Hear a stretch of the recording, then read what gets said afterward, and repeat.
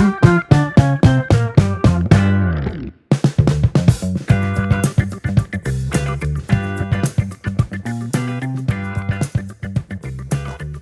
to the EFL Report on the Wit. I'm joined by the Commissioner, Matthew Fellenstein again. Matt, how are we feeling today? Feeling pretty... Today's been okay. Fantasy's not so much. Explain why, please. From last week, we played each other, so it was a tight game, I would say most of the way, but I ended up coming out on top. Spoiler alert. Overall, how did this go for you? Yeah, so we knew we kind of needed a win to get back on track. We started 2-1, and going into the week, we've dropped 4. Tough. Yeah, it was not where we wanted to be, and we were missing Genty, Bucky Irving, Marv, Travis Hunter, and AJ Brown all out. Mm-hmm. So we knew we had to dig a little deep. We picked up like Jalen Noel. We're starting some questionable running backs, and the questionable running backs is kind of what did us in. I'm looking at 1.1 from Jordan Mason. That's tough. Bill, I mean, are you starting Bill if Genty's there? No, definitely not. Okay. And even if like Charbonnet was there, I probably would have leaned Charbonnet. Almost a touchdown guarantee. Yeah, so we knew Bill prime time against the Chiefs was probably not going to be great. Did I expect 2.5? No, but that's kind of where we ended up. And then Rachaad White, I thought would be a shoe-in for like 15 against New Orleans, and it just didn't happen. I did start Jalen Noel in another league too, and that league was PPR, so I was a little more satisfied. I guess 8.8, you're probably not mad at that. And then you get 16 from Gadsden. I personally thought it was over when that happened after Thursday Night Football. Yeah, I was so excited. Like Gadsden had 3 catches and a touchdown in the first drive. Oh, yeah. And I was like, this is awesome. I was in shambles. It helped, though, because after Thursday night, we had Gadsden, Ladd, and Mason, and they ended up combining for the projections anyway because Mason was such a duck up there. Yeah, it was just not good. I forget what the projections were after Thursday Night Football. I didn't take a screenshot of that, but it was pretty close. I think you might have had the advantage a little bit. Yeah. It might be like something around 60-40. Yeah. And it was still it was back and forth. It came down to going into Sunday Night Football when I had Jordan Love and Jacobs left to play. I think I'm down 30-ish at that point. Yeah. And I mean, I'm a little worried. I like to lean into and trust my guys. I just traded for Jacobs. He's been solid for me. Love has been up and down, but pretty good. And Love came through. You gotta love Love for me. In a big way. Yeah. He just looked great against the Steelers, and every time they had the ball, I just knew they were scoring. In my head, this felt like it was gonna be a great game for Love and for Rodgers. Yeah. I felt like this was gonna be one of those like just shootout games just because of the storyline. Rodgers' first time back in Green Bay. Love playing Rodgers. The whole thing was just it was juicy. It was great. So I had some belief in Love going into it. You also, I wanted to look at your depth at wide receiver. I know you were missing Amon-Ra and Brian Thomas, and then all 3 of your starting wide receivers all scored touchdowns. Yeah, baby. Which that did not help at all for us winning. And then Travis Kelce was kind of the nail in the coffin. Yeah, because it was still close going into Monday. I think I was only up like 7 points or just under 7 points. Yeah. And you had Bill. I was worried. I was certainly worried. You gave me the phone call. I thought it was over. It was wraps. And yeah, Kelce went off. I guess that national tight ends thing, they carried over a little bit for me. So I was really happy with my performance. And I was happy with those receivers. Amon-Ra and Brian Thomas Jr. out. And throwing in T. Higgins, throwing in Khalil Shakir. Shout out Ryan on that one. For 20 points. Downs with smooth 11. That was great. So the wide receivers really pulled through for me. Yeah, definitely. You just had kind of like a good all-around week. And then, so I kind of mentioned this. On Monday, Monday you called me. I'm at work, and you were furious. You were pissed. If you were telling me that you were going to make some drastic changes. Yeah. Do you want to go into those feelings and that phone call a little bit? Yeah, sure. So I basically had a feeling that Bill was not going to outscore Travis Kelce. We were going to go 2-6, me and my teammate Bo, and we knew we wanted to make a big change, like trade for either a pure and wide receiver or just like an RB1 who will consistently score like 15 plus. We were in talks. We were in talks Yeah, with Amon-Ra. definitely wanted Amon-Ra. I called a couple other people, looked at Puka. There were a couple other teams, looked at Bijan, and then ended up trying to get Gibbs. And you got Gibbs. That was a crazy trade. By the way, did Bo push that through? Or did he accept that? Or was that something that was sent out and then it got accepted? So Bo and I had talked about it, and we were basically on the mindset that we'll get Gibbs as long as we don't have to give up 3 of our good guys. But we still gave up a lot. You gave up a lot. Yeah, gave up Genty, Bucky, Rashad White as like Bucky's handcuff, and then Marvin Harrison for Gibbs, and then a couple other guys. And it was for that defined role. You wanted that defined, steady spot. Yeah, I mean, we're 2-6. We don't have a lot of points for, and I felt like we had enough depth where if we just threw the kitchen sink just to get a guy in here who we could get reliably. I mean, he's averaging 18.8 on the season, so we just needed to pull the trigger and do something. Yeah. Because it's not been working. Sometimes you got to mix it up. You got to mix it up. If you would have won the game, you still make that trade. I don't think so. I don't think so. I think the seeds of desperation were definitely planted a couple weeks ago, and every loss that's hit us in a row, and then I think this Monday night was like the nail in the coffin. He and I were like, all right, we gotta make something happen. Okay, and you made something happen. So big trade. You definitely shook some things up. AJ Brown coming back after the bye. Your team looks a lot different with Gibbs at that one spot. Yeah. Hopefully AJ Brown can stay somewhat consistent. He's obviously due for those boom or bust games, but the team looks different. It's an interesting team going into this week. I just checked it, by the way. It's bold. I mean, we're missing Hurts, who's been our rock this year, and then AJ Brown. So we're starting Charbonnet and Darnold. So 2 Seahawks. And then we've got Kareem Hunt and Travis Hunter in there also. I had a double take when I saw Sam Darnold in your starting lineup because I forgot that Hurts was on a bye. Yeah. And it just looks funky. It just really looks really funky. If I was shown this lineup week 1, I would have been really concerned. But we kind of like a lot of these matchups, like Kareem Hunt against Buffalo, Travis Hunter against Vegas, coming off 14 targets. So we're hoping it works. And I'm just hoping Zach Charbonnet gets in the end zone. He's been really good again in the end zone, vulturing touchdowns away from Kenneth Walker. Can you tell I have Kenneth Walker? All right, let's go into week 8. Let's see exactly what happened across the EFL. What game was the best matchup for you? And I think we both kind of talked about it off camera. Yeah, there were a bunch of really good ones, but I feel like we had to talk about Nikki. So Cookie Monster versus the Boss Bros.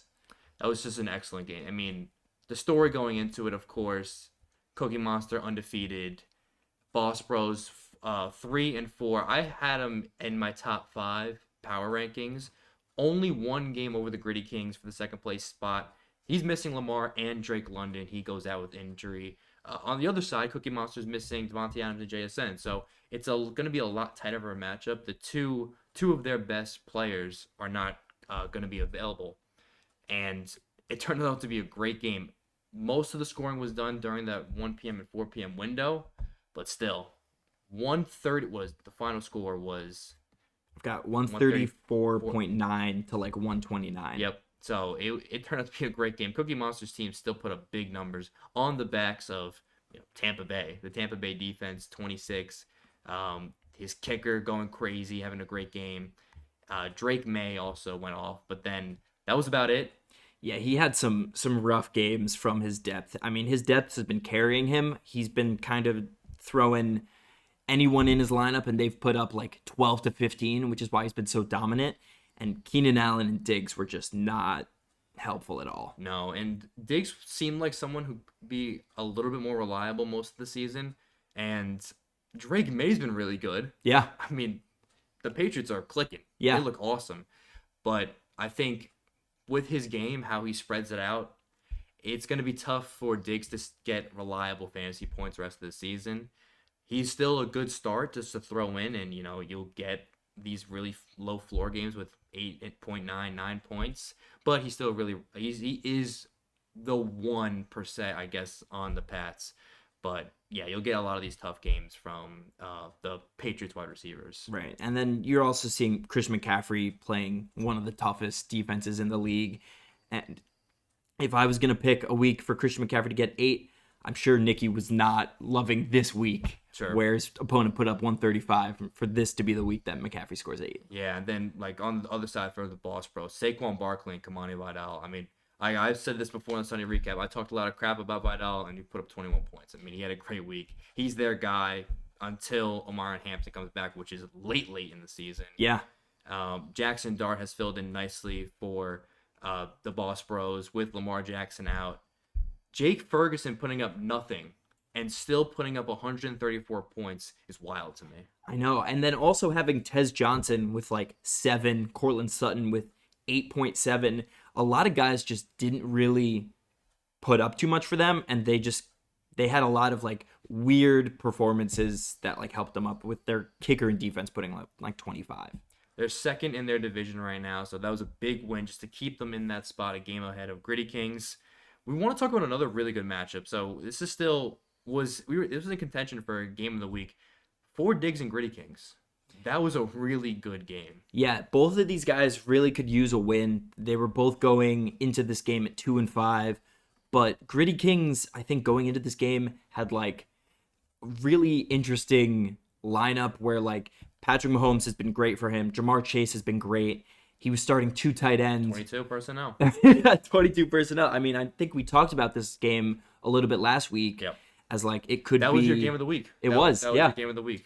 And honestly, it was really back and forth. I feel like the 1 p.m. window was super big for the 4 Digs getting up early. I mean, James Cook put up 40. 40 points, man. 40 points from him. Breece Hall on the other side had 33. So it was really close. Yeah, like Derrick Henry had a great game. He had 19. So it was very close just in that beginning slate. Right. And then, as we get later into the day, Dak Prescott really hurt That killed them. it. Yeah. That's 7.6 points from Dak. And that's a uncharacteristic. Yeah, worst game of the year. Yep. And you need every single one of those points because Gritty Kings was coming out firing. Dallas Goedert had 16. The 22 personnel so far was paying off with Goddard in that tight end spot. Yeah. Zay Flowers with 10. Kamara didn't do anything, so that was, that didn't mean anything. Matt Prater with 11 points. And the Pats defense, 13.5 against Cleveland, which was probably to be expected. Right, and that's where you really make up your margins, because if you look at 4 Digs, Eddie Pinheiro and the Bears combined for like 6. Mm-hmm. So he made up a ton of points there. And even with like Javonte Williams put up 17, Derrick Henry 19, the defense and kickers where you could really separate yourself, especially if both guys are having good weeks. It's important on the waiver wires. It is important to pick up those defenses, even if you don't have a spot for a wide receiver or a running back. If you can get that edge in the defense, it paid off, and at least it keeps you close. Right. With 4 Digs missing Nico Collins, kind of thought that was going to be a bit of a factor, but the receiving room was just fine. Rashee Rice, 21 points. What is his ceiling? His ceiling might be really high. They just want to get him involved. By the way, he also was like half an inch away from scoring another touchdown. They marked him down at the 1, initially called it a touchdown. The Chiefs just seemed to be feeding him the ball. Yeah. So I feel like rest of the season he could end up finishing pretty high. Yeah, I don't want to put a number on either. I'm definitely a little like scared to just say anything. Yeah. I don't want to be too biased to what's just like recency bias. Sure. But man, he looks so good. And he's averaging 20.4 in our league. Right, and the Chiefs are humming right now. Yeah. So it's what's to say that they're not going to slow it down. Right. I know we're gassing up 4 Digs. They did lose by like 40 though. They got crushed. The main reason was because of Tucker Kraft in that 8 p.m. game. Yeah. 31.8 points because it was still a 4-point game going into that slot. And Tucker Kraft put it away. Yeah, one thing you mentioned last week in the 22 personnel, it's National Tight Ends Day, and the Gritty Kings saw that, started 2 tight ends, and they put up 46. That was the big thing, I think, because I was initially thinking of starting Harold Fannin at some point. Harold Fannin was in my starting lineup on Tuesday. Wow. And then I threw in Josh Downs. I was like, what am I kidding? Am I crazy? I have to account for National Tight Ends Day. I didn't do that. There should be a National Running Backs Day. There should be a National Quarterbacks Day.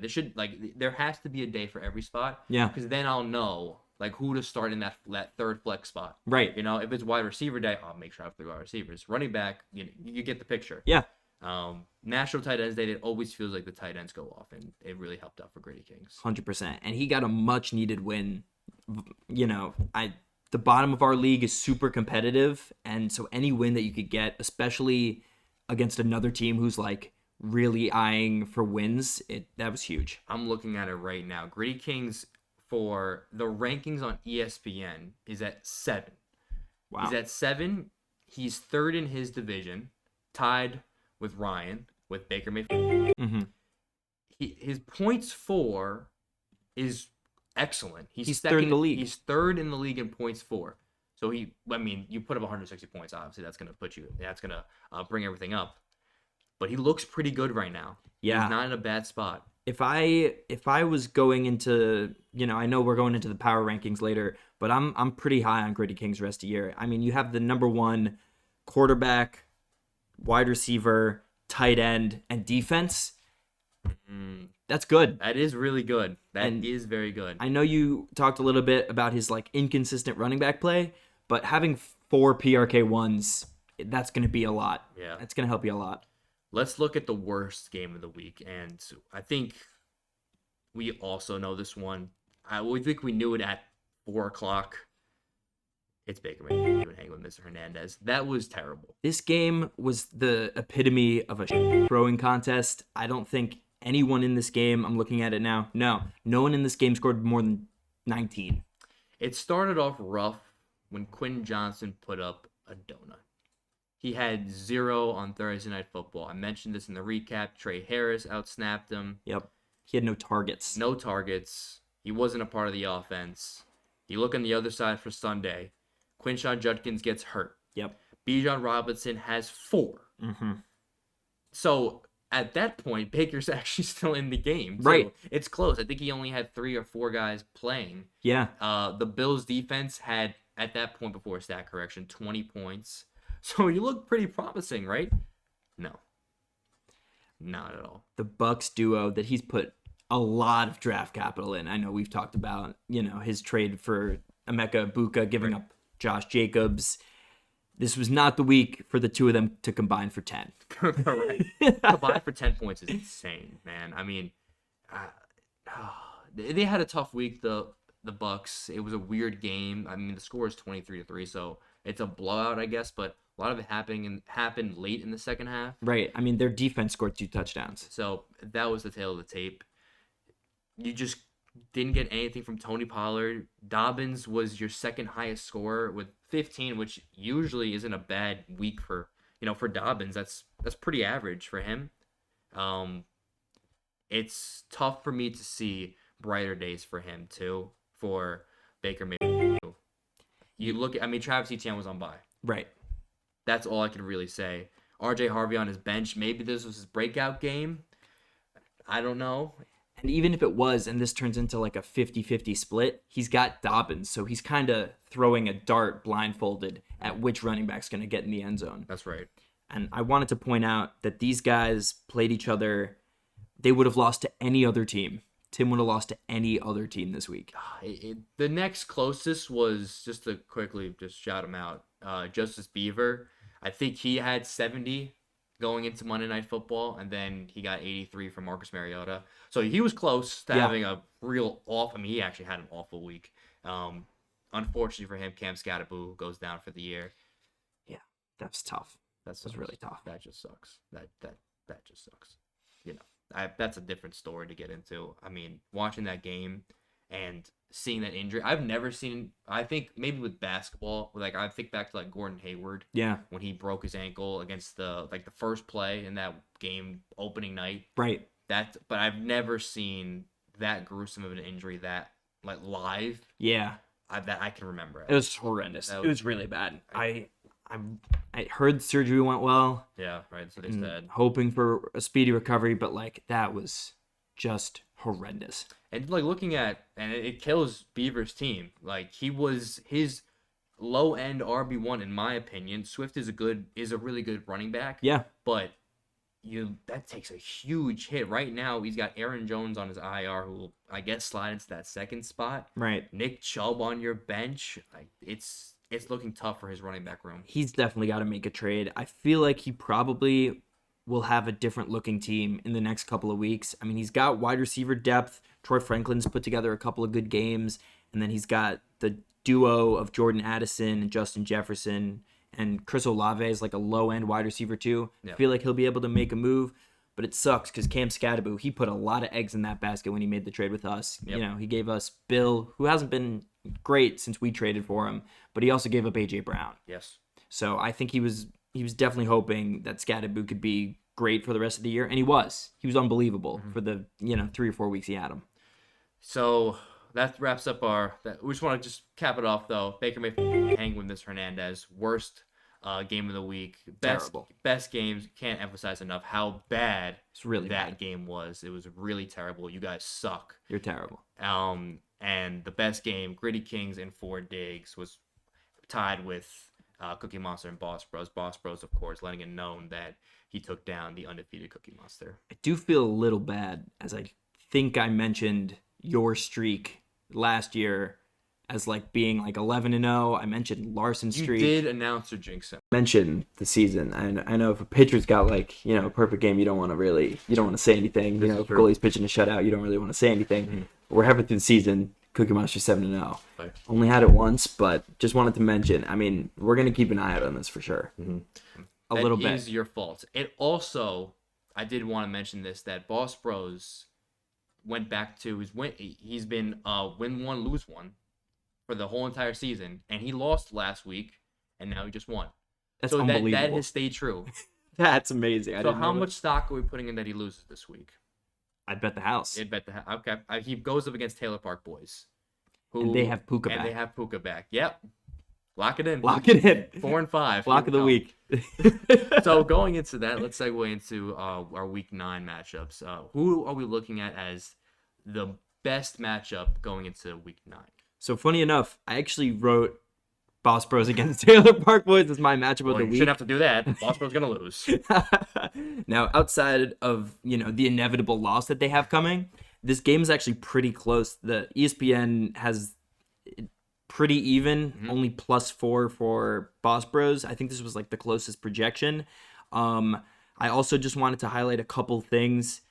As of now, don't know if this will change. Kyle Monungai and Colston Loveland are starting for the Taylor Park Boys. Wow. Which I thought was definitely noteworthy. That is certainly noteworthy. Mason Taylor's on a bye, so it's either he picks up a different tight end or Loveland is the starter. Right, and I personally would probably move Keishon Boutte in there, but as of now, he's got Monungai and Colston Loveland in the double bear stack, neither of which being DeAndre Swift.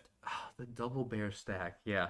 That was almost as bad as going into it. I don't think he eventually went with it. Because Calvin really was out, but with Larson, with Osama bin Hampton going with the double Titan stack with Spears and Ridley. Bud Ridley was out, so he didn't end up playing. Right. But that's still one of the worst stacks in fantasy. We'll see if he makes any adjustments. I would assume that Monungai comes out of that lineup. Yeah, but you never know. And these are two of the teams that are really vying for that 4 seed. With Taylor Park Boys, comfortably in second right now at 5-3 and a good amount of points for. And the Boss Bros are one of a couple teams who are right at 500, and this could definitely vault them up to the 4 spot if they had a good convincing win this week. Yeah, I'm with you on that. I would agree. I think that is definitely a really good matchup to look at. The one that I'm looking at is kind of a chalk matchup, but I would say we want the beer mile and hang with Miss Hernandez I just want to see a lot of points scored. These are 2 of the top teams in the league, both 6-2, both top of their divisions. They got everyone coming back now. Ashton Genty on We Want the Beer Mile. They got a good squad. We got for Tim, hang with Mr. Hernandez, Caleb Williams in at quarterback, Bijan, Kyron Williams. So he's got all of his guys playing. Brock Bowers is questionable, so we'll see if he plays.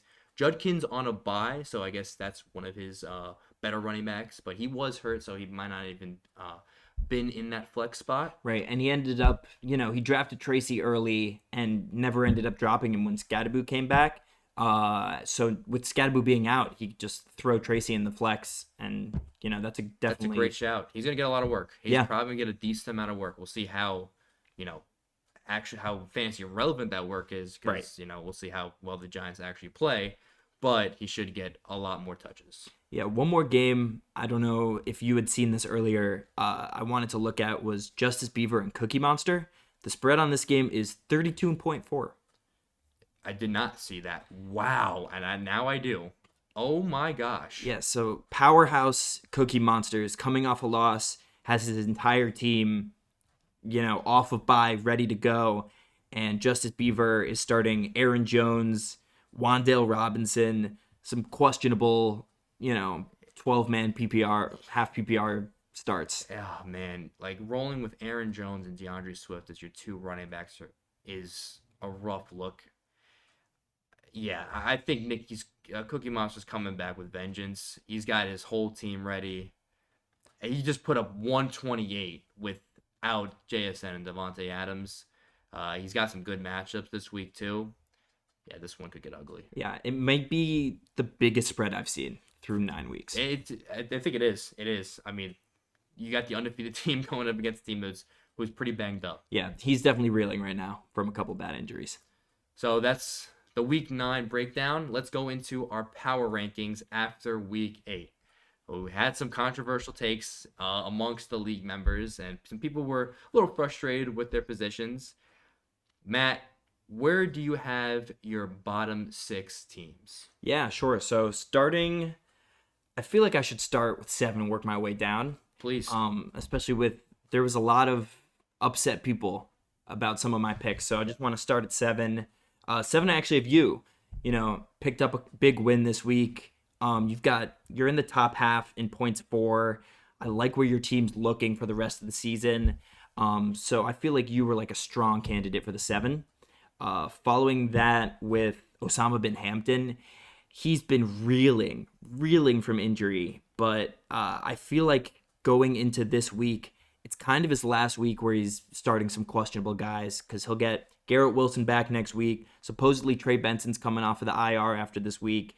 And then in a couple more, you've got Amari and Hampton. So I actually think rest of the season, his team actually ends up turning a corner. Mm-hmm. I hear you on that one. I think his team is definitely in contention for getting back on track. Yeah.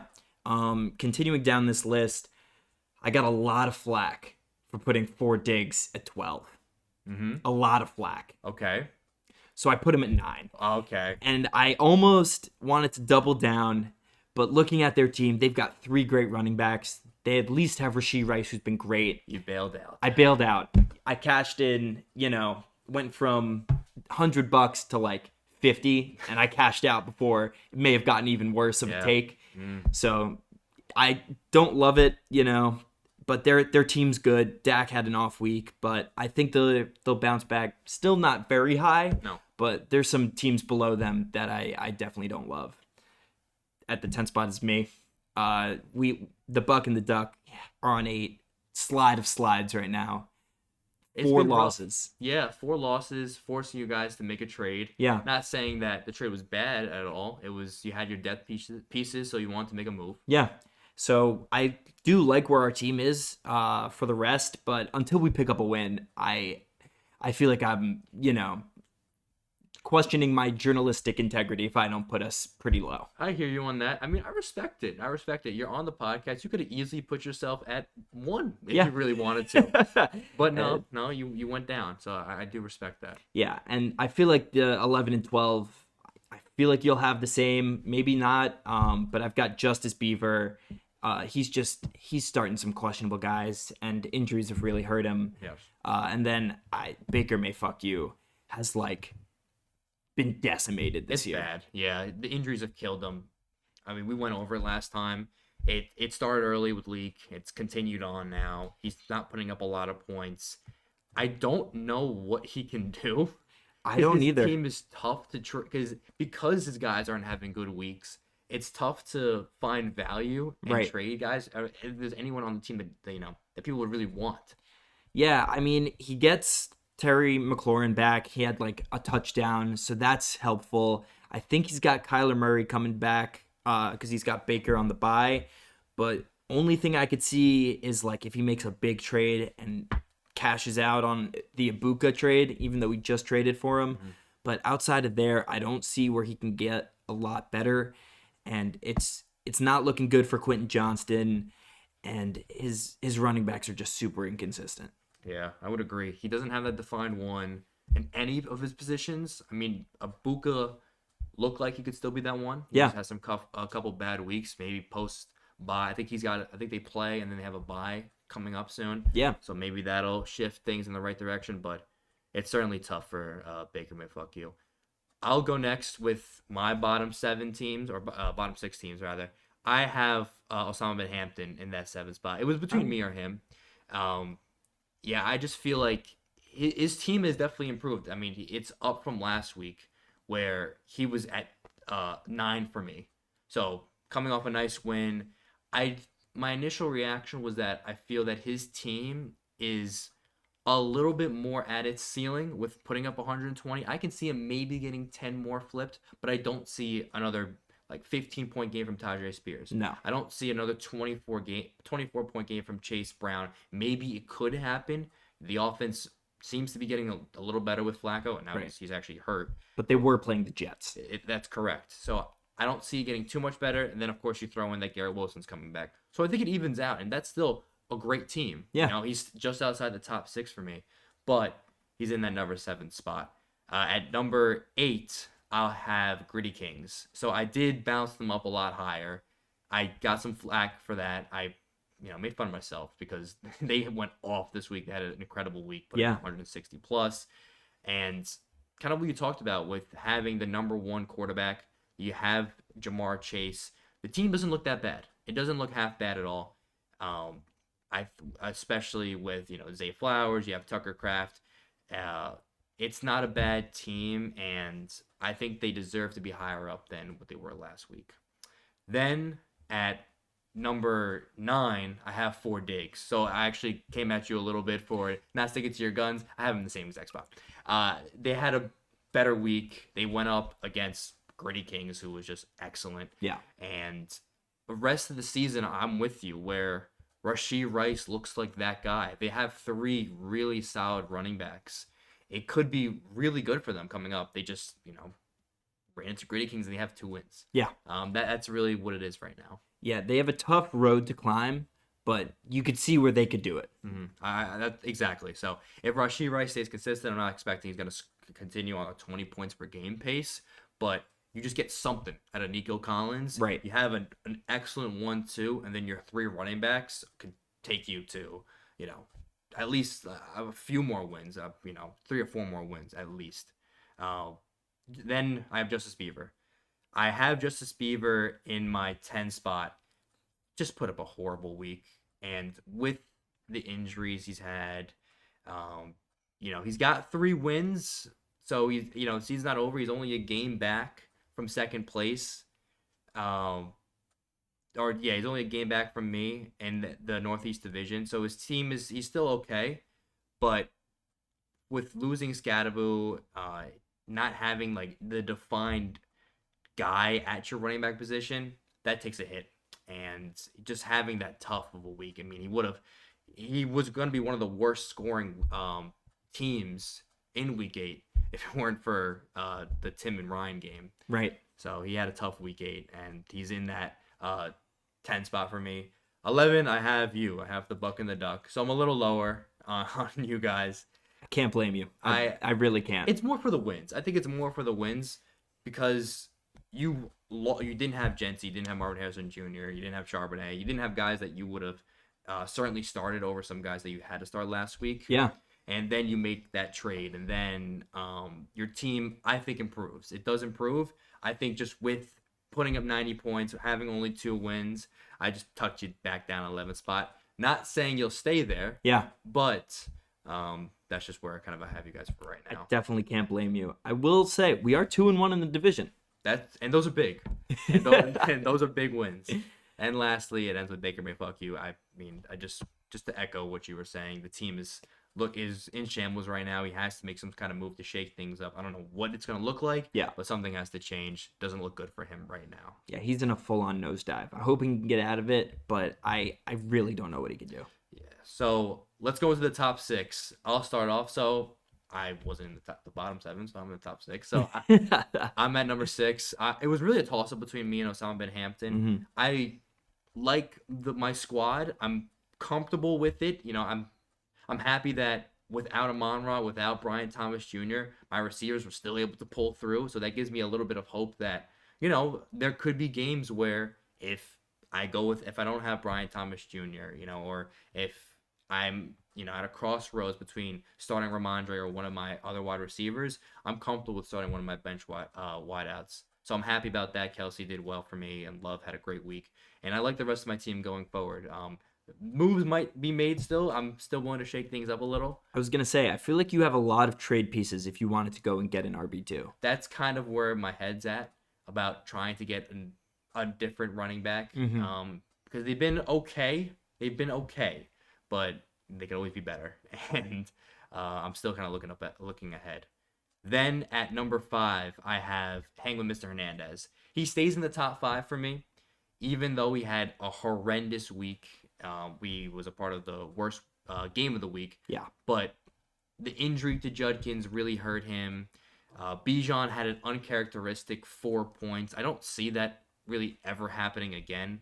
And his team still looks really good to me. Kyron Williams is still a dog. His wide receivers are definitely interesting, but Waddle wasn't the problem. Waddle had a great game. Yeah. Samuel did nothing, but it's still not too bad. He just had a really down week. And now with Tyrone Tracy getting more snaps, that's a solid RB3 at least. It should be. Yeah. Just when you just on paper, it should be okay. Then at my 4 spot, I have Taylor Park Boys. He stays exactly where he was from last week. He had an okay week. He was more bailed out in the end. He had some questionable decisions with starting Manungai. He didn't start Mason Taylor. It didn't look great. He was still able to come out with a win. But I think his team is still really good. He's still one of the higher scoring teams in the league. We said that this is going to be the game of the week going into it. Rico Dowdle as your running back 2. Chuba Hubbard still, if you want to mix him in there. And Puka's coming back. That's the big thing. Your best player is finally playing again. Yeah. And still have JT, Daniel Jones, PRK5 for Jones, and PRK1 for Jonathan Taylor. It's an unbelievable stack. Incredible. I don't think anyone would have told you that at the beginning of the season. Not at all. So just having those 2 guys has been huge for him. It's got him wins. He hasn't needed Joe Burrow at all. He hasn't been missing him. No. He's slid in perfectly. And just want to highlight, this season is definitely it. You gotta love it because coming off of back-to-back last places, I think people were kind of morbidly rooting for a three-peat in the 12 spot. True. So to see it like this good of a bounce back, you gotta love it. And I checked last year, man.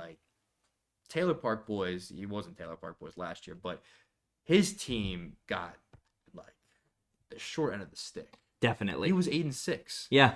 And ended up being the ultimate loser. Yeah, a team that was 3-11 won the championship. It was unbelievable. I don't want to talk about that. Yeah. But the Taylor Park Boys last year's unmeteoric collapse in week 14 of the season let the 3-11 Larson team sneak in the playoffs, and we don't have to reiterate what happened there. Yeah, so he's in that 4 spot. He's having a bounce back year. It's good to see him back on top. 100%. Boss Bros is at 3 for me, Wow. having a great win over Cookie Monster. I think his team's for real. I've said he was a top 5 team last week.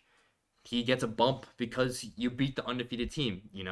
I love I think his squad's great. He'll have his games where he just won't put up a lot of points. That's just fantasy, I guess. Yeah. But I still think his team's elite. He's got to start Woody Marks this week, which is very tough. But hopefully Drake London comes back and, goes back to that wide receiver 1 type of numbers. Even though it is weird with him and Darnell Mooney on the field at the same time. I don't know what that whole thing is about. But I love his team. I think his team is very good. Lamar Jackson coming back. That should be big. huge. Even though Jackson Dark has been just fine. Sure. Still, that ceiling potential for Jackson, that's big. Yeah, 100%. That now my top two stayed exactly the same with We Want the Beer Mile and Cookie Monster. We Want the Beer Mile didn't have a great week. Lost to Taylor Park Boys, but I still like their team. Now they have Ashton Genty as what would seem to be their true, still a lower end RB1, maybe a high RB2. It's close. He hasn't been great, but the ceiling games are certainly there. His wide receiver room might have got a bit of a boost with Marvin Harrison Jr. as your three from that trade you made. So it's not a bad team at all. Right. And Pickens has been great. Yeah. He's still getting good workload even with CeeDee Lamb there. Just some of the big plays haven't happened, but I still like his team a lot. He's still in that two spot. He's putting up a crap ton of points too. Yeah, I mean, second team to breach, or one of two teams to breach 1,000. Him and Cookie Monster, they are far and away the two best teams in the league. And Cookie Monster still the best team, putting up almost 130 in a loss without two of your better players. Obviously, without JSN and then without Devontae Adams. So impressive stuff for me. He's going to be in that number one spot for a few more weeks unless something drastic happens. He's got 4 guys projected over 20 this week. And then what is Justice Beaver projected? 109, which is like not even a bad thing to be projected. Almost, it's 30 points. A 30-point difference from just 4 players on Cookie Monster's team to Justice Beaver. Oh, I didn't even think about that. That's where I was going with that. Like, that's insane. Yeah. It's more, to Cookie Monster's team, not too Right. much to Justice Beaver. Sure. But what was your top 6? Yeah, so my top 6, I actually had Gritty Kings at the 6th spot, and I wanted to put him even higher. I mean, he is a point machine, and his team's a little unconventional with the 2 tight ends who will probably be in the lineup after the Eagles bye. And I just like where his team's at. Like I said earlier in the show, he has 4 players with position rank 1. So he gets points from a lot of different places. I could see him making a trade for a true RB1 or maybe a little bump at wide receiver 2, but I really like where his team's at. And having a cushion of the 3rd most points for, it's good. It's really good. Certainly. So here I actually had the Boss Bros a little lower than where you did. I know they took off the number 1, but the team is still a little iffy at the running back position. Saquon puts up a great week. In the end of the 3rd quarter, tweaks his groin, right? And then we have a lot of stock in Kamani Vidal and Woody Marks. With both of them, maybe Joe Mixon comes back, Hampton's coming back. So I feel like late season, they're definitely going to have to make a move for a running back. And I know this is power rankings, but I'm still just going to put him 5. Fair enough. I do see his team is definitely in the next 3 weeks, I think could be really good. Yeah. When those players come back, we're not saying that Mixon's going to be the stud running back, but he Right. might eat into that workload. 100%. Yeah. So 4, I've got hanging with Mr. Hernandez. A win is a win is a win, but that may have been the ugliest win. We'll see in a little bit. All year probably. Yeah. So not a ton of points for, which is why I knocked him down from last week. But his running back depth is insane. Mm-hmm. He not lucks into, but he ends up having Tracy on the roster. So, falls backwards into an RB3. He's got Quinshon Judkins, who's on the bye, so you hope he can, recover from his injury. And then you have Kyron and Bijan as your running backs. He'll be fine at wide receiver too. I feel like he'll make a move if he wants to, or he waits. And by the way, he's 6-2. Yeah. Top of that division, top of my division, and 2 games behind, it's going to be tough to catch him. Yeah. At the 3, I've got Taylor Park Boys. I mean, they continue to put good wins on the table. Like we said earlier, he's got Puka coming back, who's missed a little bit of time, but you get his bye out of the way. Jonathan Taylor, I think, is averaging the most points in anyone in fantasy right now. Yeah. And he is riding high on him and Daniel Jones. The depth is definitely questionable, but when you can put up 27 points a game from your running back, 20 points a game from your wide receiver, and having consistency at quarterback, I think is huge. I'm looking at his bye. He's going to have to pick up a quarterback not soon. Is the Jonathan Taylor bye, the Colts bye, is week 11. So he certainly has some time. And Burrow is definitely not gonna be back by then, so he's Right. gonna have to pick up a quarterback. He also could take the L because maybe he wins the next 3 weeks and it doesn't matter. Yeah. So his team is set up pretty nicely. Puka already had his bye, so he's gonna be healthy. I guess just looking real quick, Worthy's gonna bye in 2 weeks, but yeah, I think his team should be pretty fine going forward. Yeah. And that brings me to the top two. And after the trade with We Want the Beer Mile, I really wanted to put him at 1. I really like this team and where they're at rest of season. I really wanted to put him 1. I just could not put him 2. That's really good by you, just putting the team that you traded with at 2 or 1. That's nice. Yeah, That's a nice spot. I don't love the trade in terms of like making a team better, but I felt like we had to do it. Sure. No, I definitely see the vision. Yeah, and I mean Cookie Monster's number 1. It's not even close. No, his team is so good. He's putting up most points in the league. Right. He's a force. He's a force. I mean, you could dink his running backs, but at the same time, he's got the 3rd best quarterback. He's got PRK 2 and 6 at running backs. He's got 3 top 15 wide receivers, and then he also, by the way, has Keenan Allen on his bench. His team is great. Going into the season, I figured he was definitely going to be a good team. Yeah. It was going to be solid, but I didn't expect this. I think I mentioned this last time with We Want the Beer Mile. I don't think anyone saw them getting out to this type of a start. Definitely not. Maybe like the first 3 weeks he gets some wins, but not 6-2, not first in his division. So he's been really, really good. Shout out to him. He's definitely deserves that 2 spot. And Cookie Monster's number 1. Yeah. Well, that's going to wrap up today's episode for the EFL Report on the Wit. Thank you so much, Commissioner Matthew Fellenstein. Any other final thoughts you want to get out there going into this week about the EFL? I don't think so. Just really hoping I can win a game. I hope you win a game too. Thanks. That'll wrap things up. I'm Billy Vista, joined by Matthew Fellenstein, saying so long.